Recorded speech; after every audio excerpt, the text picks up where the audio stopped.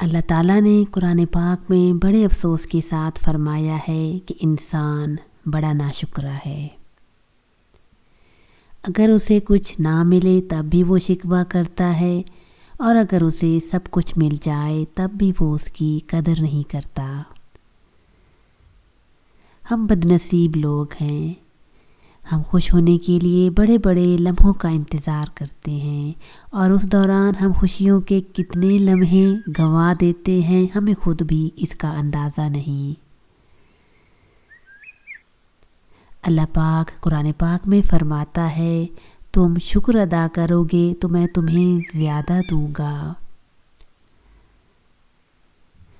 کتنا مشکل ہے یہ کام۔ کیا آپ کو وہ نعمتیں نظر نہیں آتی جو اللہ نے آپ کو آپ کی اوقات سے زیادہ دے رکھی ہیں؟ نعمتیں پانا بہت آسان ہوتا ہے، لیکن ان نعمتوں کو سنبھالنا بہت مشکل۔ آپ اپنی نعمتوں کو سنبھال لیں اور شکر کی عادت اپنائیں۔ ہر حال میں شکر کرنا سیکھیں، کیونکہ ہمیں جتنا بھی ملتا ہے ہمیشہ اپنے اعمال سے بڑھ کر ہی ملتا ہے، پھر وہ روٹی کا ٹکڑا ہو یا پانی کا ایک قطرہ۔ جب آپ شکر ادا کرنا شروع کر دیں گے تب آپ کو خود محسوس ہوگا کہ وہ روٹی کا ٹکڑا بڑا کھیت بن گیا ہے، اور پانی کا قطرہ بھی اب پانی نہیں رہا، سمندر بن گیا ہے۔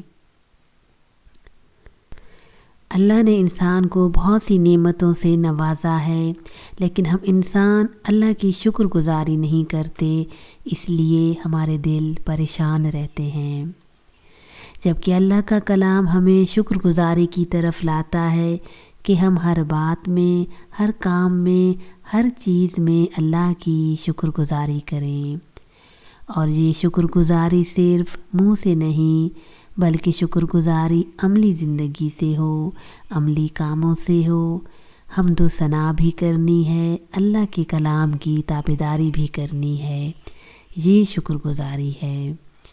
ہر روز اللہ جو چاہتا ہے وہ آپ کریں، عملی زندگی سے اللہ کی تابعداری کرتے ہوئے اس کی شکر گزاری کریں۔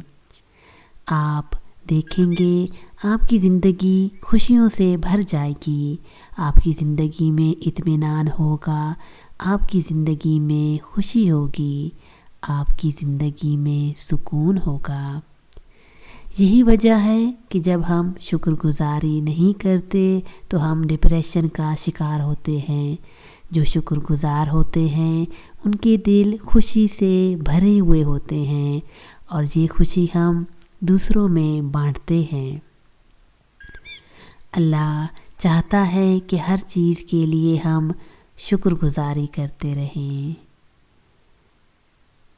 جس کو رب کی شکر گزاری کی نعمت عطا ہوئی، اسے مزید نعمتیں حاصل کرنے سے کوئی نہیں روک سکتا۔